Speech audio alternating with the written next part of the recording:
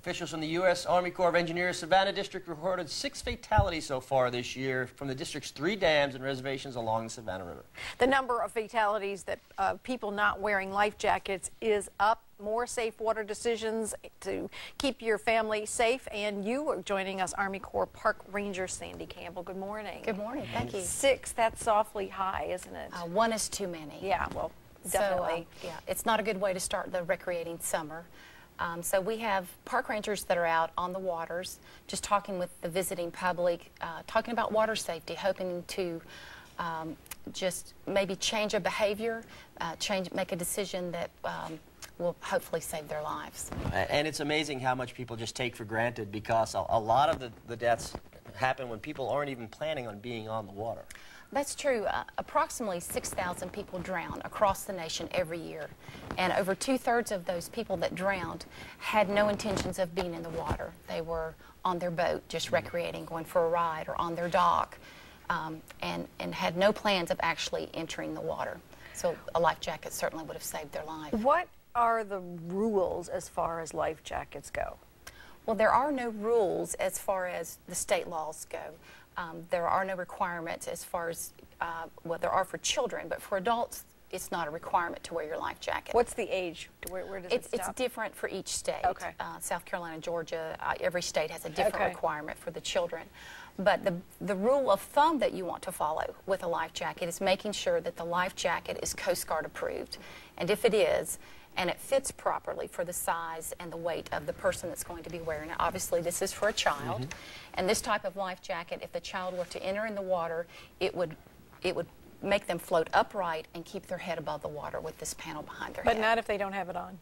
That's correct. And just because it's in the boat doesn't mean when something happens that there'll be an opportunity to get it on. The same mentality when I'm talking with visitors is that you don't have time to click your seatbelt before you have a wreck. Same thought with a life jacket is you don't have time to grab one as you're going to have a collision or an accident.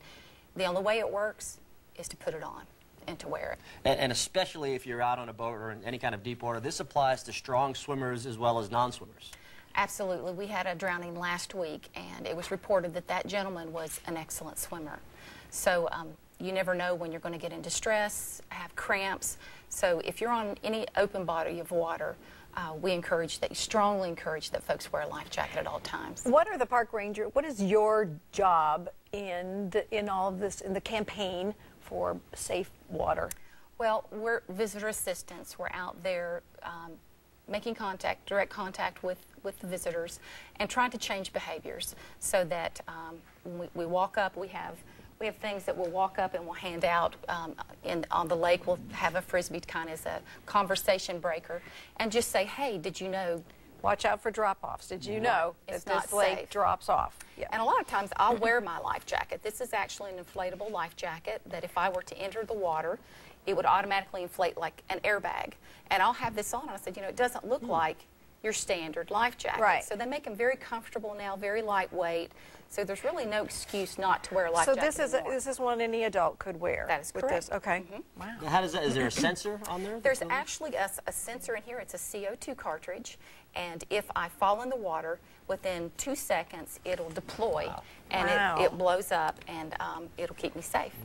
Now, I mean, you know, don't want to discourage people from having fun around the water, but drinking around the water is also a big issue.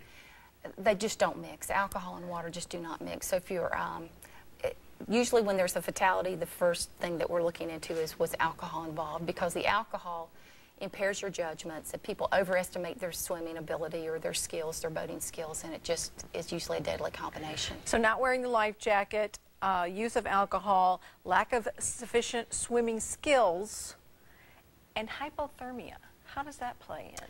Well, of course, usually in the winter. Yeah. Men are out fishing, people are out fishing, and they're not thinking, again, they have no intentions of being in the water. And waves come up, high winds, or they trip and fall, or they get dizzy. They've been sitting for a while, they stand up and they go overboard.